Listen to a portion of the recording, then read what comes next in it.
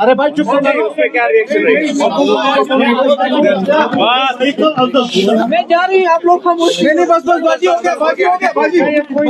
Assembly भी स्थगित कर ली गई, आज भी हंगामा देखने को मिला, क्या कुछ कहेंगे उसको लेके? मैं देखिए, जो पिछले 3 दिन से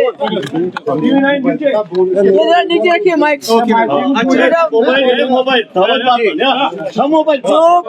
यार आप खामोश हो जाओ। माइक नीचे रखो ना यार, मैडम से ऊपर माइक बन रहे हो। फिर माइक ऊपर कर, नीचे करो माइक नीचे। जो पिछले 3 दिन से असेंबली के अंदर रूलिंग पार्टी का एक ड्रामा चल रहा है, और उसके अलावा जो ट्यूलिप गार्डन में हमने देखा, ये शर्मनाक है। खासकर जो इस मुल्क के मुसलमान हैं, जिनके ऊपर इस वक्त बीजेपी का पूरे ताबड़तोड़ हमले हो रहे हैं, उनको यहाँ की लीडरशिप उमर साहब ने, फारूक साहब ने मिलके, जो वहाँ से मिनिस्टर आए थे किरण रिजू जो यहाँ आए थे, उनका इस्तेकबाल करके उन्होंने पूरे मुल्क के मुसलमानों को ये पैगाम दिया कि जो आपके साथ इस वक्त पार्लियामेंट के अंदर हुआ, जो वक्त में अमेंडमेंट लाया गया, उसके साथ यहाँ की सरकार है, उसके खिलाफ नहीं है। जिससे मैं समझती हूँ हमारे मुल्क के जो मुसलमान हैं, उनकी हिम्मत ऑलरेडी जो टूट चुकी है, जो एलिनेटेड फील करते हैं, जो मुसीबत में फील करते हैं, मुझे लगता है उनके लिए ये बहुत ही बुरा पैगाम था जो यहाँ से चला गया।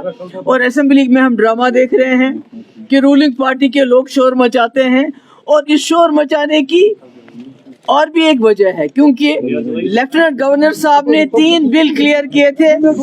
एक तो जो डेली वेजेस को रेगुलराइजेशन का, जो बेचारे सालों साल से बिना तनख्वाह के बहुत थोड़ी रकम पे काम कर रहे हैं, वो बिल क्लियर था।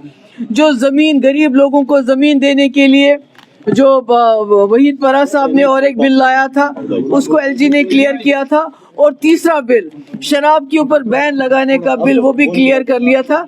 तो इन तीनों तमाम बिल से बचने के लिए, डेली वेजेस को रेगुलराइज करना, गरीबों को जमीन देना और शराब पे पाबंदी, इन बिल्स के साथ अटेंशन डाइवर्ट करने के लिए असेंबली में हंगामा किया गया।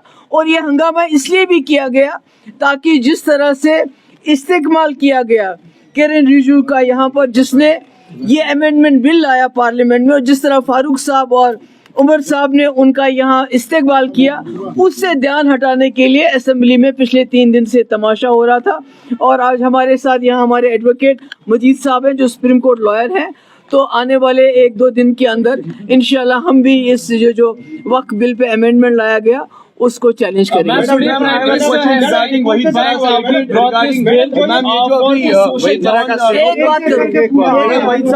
किया है concern regarding this domicile certificates non locals के लिए, उस पर आपका क्या रिएक्शन? नहीं, देखिए, ये तो कोई नई बात नहीं है।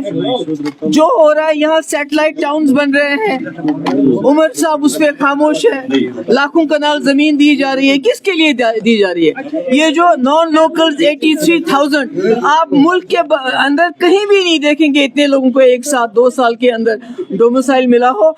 तो ये जो सैटेलाइट टाउनशिप्स बन रहे हैं, डोमिसाइल दिया जा रहा है, ये तो सारा एजेंडा है जिसको उमर साहब अब इम्प्लीमेंट कर रहे हैं। Ma'am, Prime Minister said that we have brought this bill just to give social justice to Muslims, and also 2013 amendments of the law when it was enacted has benefited land mafias because of the Waqf Act which was earlier there. How do you see the statement that whether it has really empowered Muslims socially? नहीं, मुझे tell me why not the Muslims taken on board before bringing in this amendment?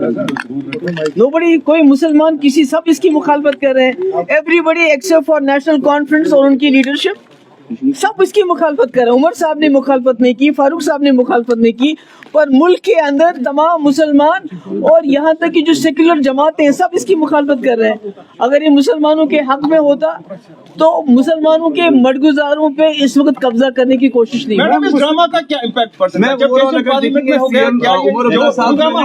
इसका कोई value? देखिए, उमर साहब को इन दिनों assembly में होना चाहिए था और खड़े होकर ये बात कहनी चाहिए थी, जिसे तमिलनाडु में सरकार ने कहा हम इम्प्लीमेंट नहीं करेंगे, इसी तरह उमर साहब को भी कहना चाहिए था हम इसको यहाँ इम्प्लीमेंट नहीं करेंगे।